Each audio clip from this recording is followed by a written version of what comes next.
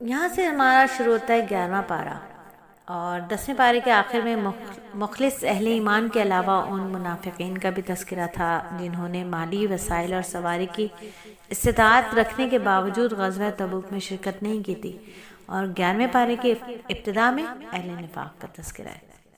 اللہ تعالیٰ نے اپنے نبی کو تبوک سے واپسی پر راستے میں ہی اطلاع دے دی تھی کہ جب آپ مدینے پہنچیں گے تو منافق آپ کے سامنے اس قسم کے آزار پیش کریں گے، انتہائی سخت مجبوریاں بیان کریں گے کہ آپ کے ساتھ جو ہے وہ غزوہ تبوک میں منافق آپ کے سامنے بڑے عذر پیش کریں گے، انتہائی مجبوریوں کی بنا پر آپ کے ساتھ غزوے میں شریک نہیں ہو سکے، ورنہ ہم نے تو جانے کا پختہ ارادہ کر رکھا تھا۔ اور ایسے ہی ہوا، منافقین نے قسمیں کھا کھا کر آپ کو اپنی سچائی کا یقین دلانے کی کوشش کی۔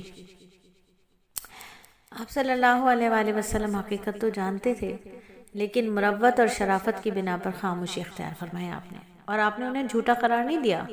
منافقوں کے مقابلے میں اللہ تعالیٰ نے مخلص مسلمانوں کی صفات بھی بیان فرمائی تھی، ان لوگوں کی تعریف بھی کی تھی کہ وہ اپنی غلطی کا اعتراف کر لیتے ہیں، جھوٹ بول کر غلط کو صحیح قرار دینے کی کوشش نہیں کرتے۔ درمیان میں پھر جب منافقوں کا ذکر آیا جنہوں نے اسلام کو ضرر پہنچانے، کفر کے فروغ اور مسلمانوں کے درمیان تفرقہ ڈالنے کے لیے مسجد ضرار کی تعمیر کی تھی، میرے نبی صلی اللہ علیہ وآلہ وسلم سے اس کے افتتاح کی خواہش بھی کی تھی، درخواست کری تھی کہ آپ اس مسجد کا افتتاح کریں، مگر اللہ تعالیٰ نے اپنے نبی کو اس مسجد میں کھڑا ہونے سے منع فرما دیا، تو اس مسجد کو آپ کے حکم سے جلا کر راکھ کر دیا گیا۔ مسجد ضرار کے مقابلے میں مسجد قباء، نفاق کے مقابلے میں اہل ایمان کا تذکرہ، اپنے مال اپنی جانوں کے حصول کے لیے اللہ کی راہ میں وقف کر چکے ہیں وہ اہل ایمان۔ تو ان اہل ایمان کی 9 ایسی صفات ذکر کی گئیں جو ہر مومن کو اپنے اندر پیدا کرنی چاہیے۔ وہ کون کون سی صفات ہیں؟ یعنی سچی توبہ کرنے والے ہوتے ہیں، عبادت کرنے والے ہوتے ہیں، نمبر 3 حمد کرنے والے ہوتے ہیں، نمبر 4 روزہ رکھنے والے ہوتے ہیں، نمبر 5 رکوع کرنے والے ہوتے ہیں، نمبر 6 سجدہ کرنے والے ہوتے ہیں، نمبر 7 نیک کاموں کا حکم کرنے والے ہوتے ہیں، نمبر 8 بری باتوں سے منع کرنے والے ہوتے ہیں، نمبر 9 اللہ کی حدود کی حفاظت کرنے والے ہوتے ہیں، یعنی شریعت نے جو حدود مقرر کی ہیں ان حدود کے اندر رہ کر تمام کاموں کو انجام دیتے ہیں۔ تو 11ویں پارے کا آغاز ہو چکا ہے اور ابھی ہماری سورہ توبہ ہی چل رہی ہے۔ اللہ ہمیں قرآن کا صحیح فہم عطا فرمائے اور اس پر اخلاص والا عمل کرنے کی توفیق عطا فرمائے۔ غزوہ تبوک میں جو لوگ شرکت سے محروم رہ گئے تھے ان میں 3 ایسے مخلص مسلمان بھی تھے جن کے ایمان اور ایمان پر اخلاص پر کسی کو شک ہی نہیں تھا، یعنی حضرت کعب بن مالک، حلال بن امیہ، مرارہ بن ربیع رضوان اللہ علیہ اجمعین۔ ان تینوں نے کوئی عذر نہیں تلاشا بلکہ صاف صاف اعتراف کر لیا کہ پیچھے رہ جانے میں سراسر ہماری اپنی غلطی تھی، سستی اور کاہلی کو دخل تھا۔ تو ان کے معاملے کو جو ہے وہ بالکل الگ رکھ دیا گیا، یہاں تک کہ 50 دن تک ان کا بائیکاٹ بھی کیا گیا، لیکن پھر بھی انہیں سچ بولنے کی وجہ سے ایسا نوازا گیا کہ ان کی توبہ کی قبولیت کا اعلان وحی کے ذریعے کیا گیا۔ یہ اعلان ان کے لیے اتنی بڑی خوشخبری تھا، اتنی بڑی بشارت تھا کہ نبی صلی اللہ علیہ وآلہ وسلم نے حضرت کعب بن مالک سے خطاب کرتے ہوئے فرمایا کہ جب سے تمہیں تمہاری والدہ نے جنا ہے آج سے زیادہ بہتر اور مبارک دن تم پر نہیں آیا۔ ان حضرات کی توبہ کا ذکر آیت نمبر 117 سے 118 میں ہے۔ فرمایا اگلی آیت میں اہل ایمان کو 4 اہم باتوں کی تاکید کی۔ پہلی یہ کہ خفیہ اور اعلانیہ تقوی کو لازمی پکڑ کے رکھے، یعنی خلوت میں ہو تب بھی اللہ سے ڈریں، جلوت میں ہو تب بھی اللہ سے ڈریں، خاموشی رہے تب بھی اللہ سے ڈرنے والے ہوں اور بات کریں تب بھی اللہ سے ڈریں۔ خفیہ اور اعلانیہ تقوی کو لازمی پکڑے۔ دوسرے اہل نفاق سے دور رہتے ہوئے صرف سچوں کی صحبت اختیار کرے۔ تیسرے رزق کی تنگی اور خوشحالی میں اللہ کے رسول کو اپنے اوپر ترجیح دیں، کہ کمی ہو یا زیادتی ہو اللہ کے رسول کی رضا چاہیے، اللہ اور اللہ کے رسول کی رضا چاہیے۔ چوتھی حقیقت میں اللہ کی طرف سے وعدہ ہے کہ ہر قسم کی عبادت اور اطاعت اللہ کی طرف سے اجل مل کر رہے گا، اور یہ کہ اللہ کے دین کے لیے جس قدر مشقت اٹھائی گئی اتنا ہی اجر و ثواب عطا ہوگا۔ پھر آیت نمبر 122 میں جہاد کی فضیلت اور اہمیت کے باوجود حکم دیا گیا کہ سارے ہی مسلمانوں کو جہاد میں نہیں چلے جانا چاہیے، بلکہ کچھ لوگوں کو نبی صلی اللہ علیہ وآلہ وسلم کے خدمت میں موجود رہنا چاہیے تاکہ آپ سے دین کی سمجھ حاصل کریں۔ تو اسلام کو اپنی دعوت کی ابتدا میں جیسے طاقتوروں کی دشمنوں کی طاقت توڑنے کے لیے جہاد کی ضرورت تھی، تو یوں ہی ان بنیادوں کی بھی ضرورت تھی جن پر اسلامی سلطنت کی عمارت کھڑی ہوتی ہے۔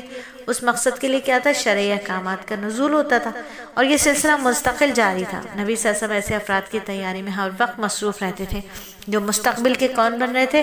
مدرس بن رہے تھے، مربی بن رہے تھے، معلم بن رہے تھے، قاضی بن رہے تھے، حاکم بن رہے تھے، عامل بن رہے تھے، منتظم بن رہے تھے۔ تو ان کے لیے حکم دیا گیا کہ مسلمانوں کی یہ تعداد کو مدینے میں بھی رہنا چاہیے تاکہ وہ دین کی سمجھ حاصل کریں۔ اسلامی مملکت کی ضروریات سے قطع نظر فی ذات بھی علم دین حاصل کرنا بہت بڑا عمل ہے۔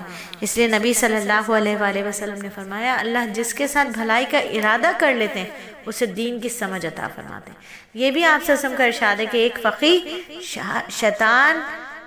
فقیہ شیطان پر 1000 عابد سے زیادہ بھاری ثابت ہوتا ہے۔ یعنی ایک فقیہ جو ہوتا ہے وہ شیطان پر 1000 عبادت کرنے والے بھی ہونا، اور اس کے بعد ایک فقیہ ہو تو سارے عبادت کرنے والے ایک طرف، اور ایک فقیہ جو ہوتا ہے وہ ایک طرف ہوتا ہے۔ تو جہاد کے لیے بہت ہی اہم اصول یہ بتایا ہے کہ ضابطے کے تحت جہاد کیا جائے، یعنی قریب کے کفار سے جہاد کرتے ہوئے ان کا دائرہ دور تک وسیع کیا جائے۔ سورہ توبہ کی آخری آیت میں دوبارہ منافقین کی مذمت کی، ان کے حرمہ نصیبوں کو قرآن سے بھی کچھ فائدہ حاصل نہیں ہوتا بلکہ فکر و عمل کے اعتبار سے ان کی نجاست ہی میں اضافہ ہوتا ہے۔ اور اس صورت کے آخری آیت میں اللہ تعالیٰ نے ہمارے آقا صلی اللہ علیہ وآلہ وسلم کی تعریف فرمائی اور بیان فرمایا کہ آپ کے لیے اپنے اسماء حسنہ میں سے 2 نام منتخب فرمان، یعنی رؤوف اور رحیم، اور اس میں شک نہیں ہے آپ اپنی امت بلکہ ساری انسانیت کے حق میں بے حد شفیق ہیں، بہت مہربان ہیں۔ حضرت ابن عباس رضی اللہ تعالیٰ عنہ فرماتے ہیں کہ اللہ تعالیٰ نے اپنے ناموں میں سے یہ 2 نام آپ کے سوا کسی کے لیے بھی جمع نہیں فرمائے، یعنی آپ رؤوف الرحیم بھی ہیں۔ اور اللہ رب العزت ہم سب کو نبی صلی اللہ علیہ وآلہ وسلم کی شفاعت عطا فرمائے، آمین ثم آمین۔ اور یہاں آ کر ہماری سورہ توبہ کی تکمیل ہوتی ہے۔ انشاءاللہ تعالی کل اسی حلقے میں آپ کے ساتھ ہوں گے اور وہاں پڑھیں گے ہم انشاءاللہ تعالی سورہ یونس۔ آج جو ہماری سورت ہے وہ ہے سورہ یونس، یہ 11ویں پارے میں ہے، اور اس سورت میں 119 آیات ہیں اور 11 رکوع ہیں۔ مکی صورت ہے، مکہ مکرمہ میں نازل ہوئی تھی، اور بعض مفسرین نے اس کی 3 آیتوں کو، آیت نمبر 40، 94 اور 95 کے بارے میں خیال ظاہر کیا کہ وہ مدینہ منورہ میں نازل ہوئی تھی، لیکن اس بات کا کوئی یقینی ثبوت موجود نہیں۔ سورت کا نام حضرت یونس علیہ السلام کے نام پر رکھا گیا ہے اور جن کا حوالہ آیت نمبر 98 میں آیا ہے۔ مکہ مکرمہ میں سب سے اہم مسئلہ اسلام کا بنیادی عقائد کو ثابت کرنا تھا، اس لیے اکثر مکی صورتوں میں جو بنیادی مضامین ہوتے ہیں وہ توحید، آخرت اور رسالت ہوتے ہیں۔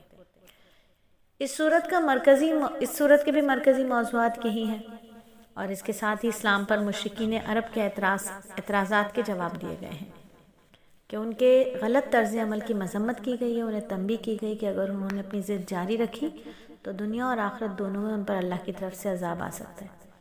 اور اسی سلسلے میں پچھلے انبیاء اکرام میں سے حضرت موسیٰ علیہ السلام کی مخالفت کے نتیجے میں جو فرعون غرق ہوا تھا پانی میں، اس کا واقعہ تفصیل کے ساتھ آیا ہے اس صورت میں۔ حضرت نوح، حضرت یونس علیہ السلام کے واقعات تھوڑے اختصار کے ساتھ بیان فرمایا اللہ تعالیٰ نے۔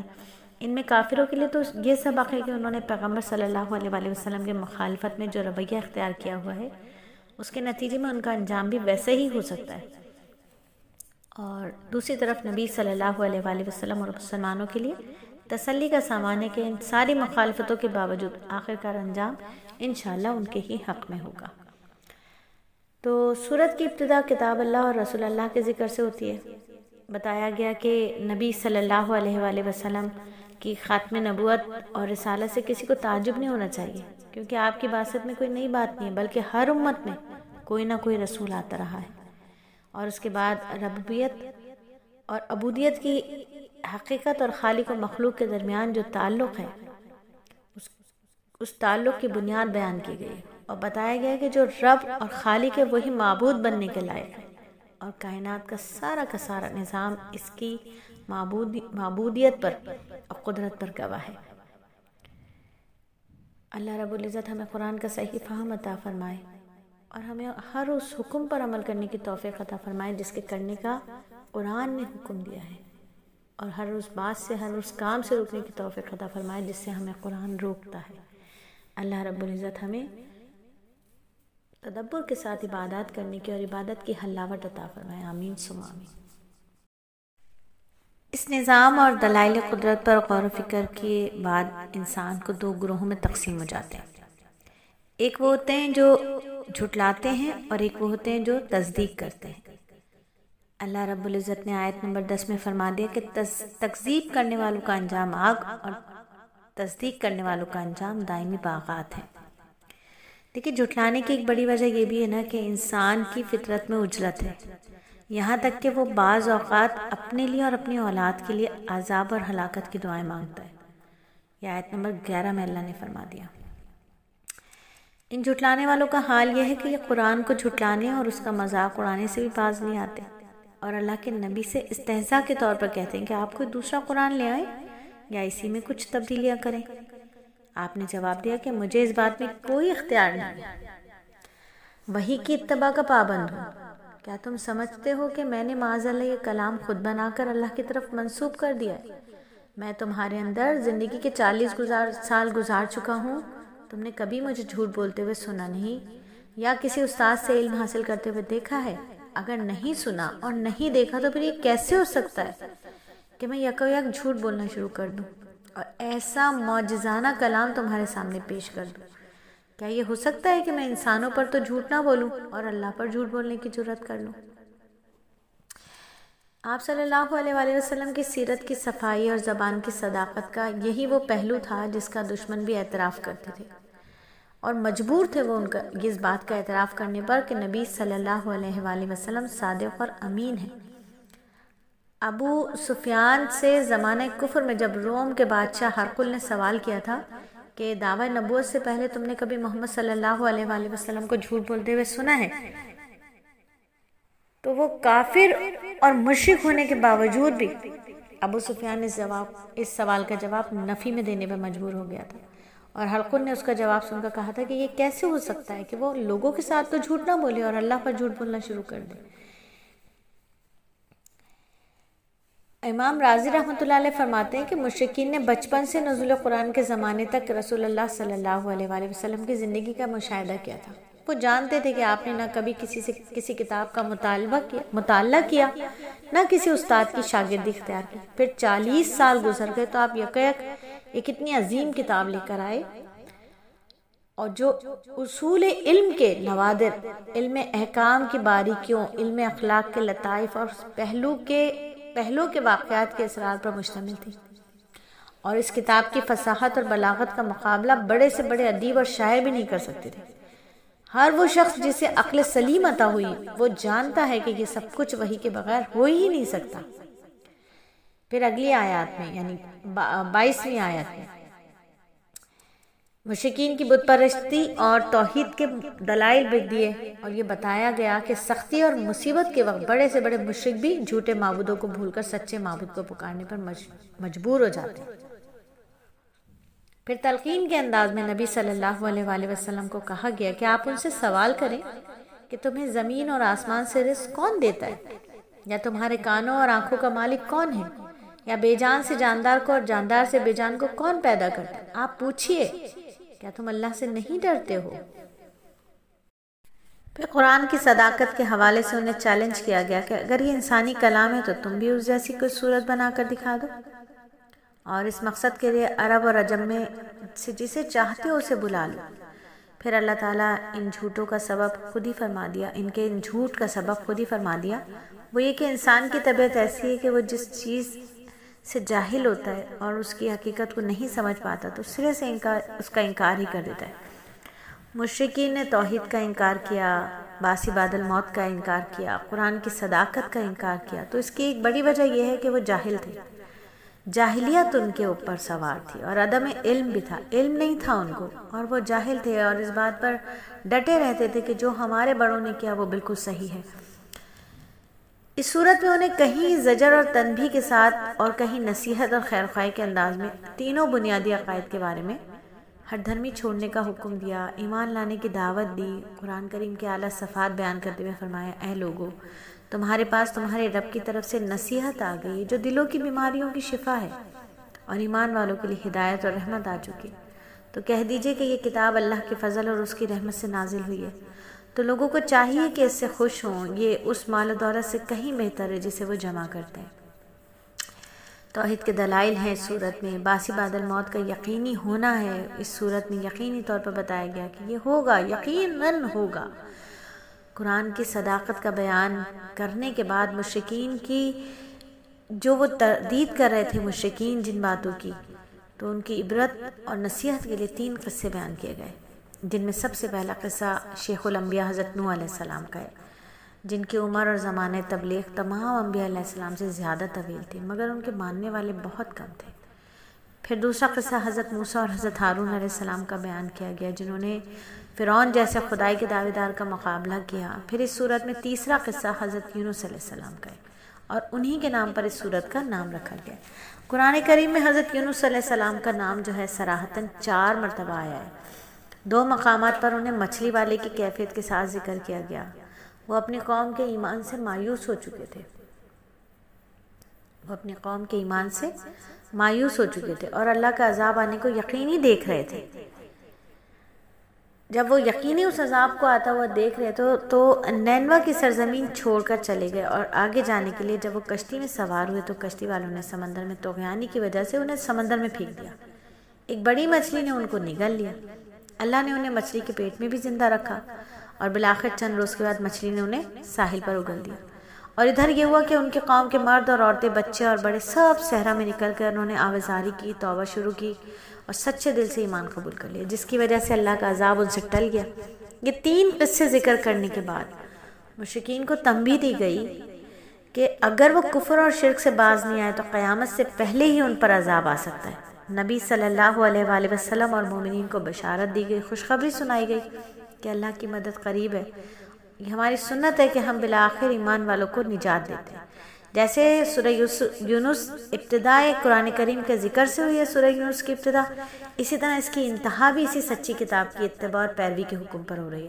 آخری آیت میں اللہ رب العزت فرما دیجئے انسانوں، تمہارے پاس تمہارے پروردگار کی جانب سے حق آ چکا ہے، یعنی قرآن آ چکا ہے، تو جو کوئی ہدایت حاصل کرتا ہے تو اس کو ہدایت کا فائدہ اسی کو ہوگا، اور جو گمراہی اختیار کرتا ہے تو گمراہی کا وبال اسی پر پڑے گا۔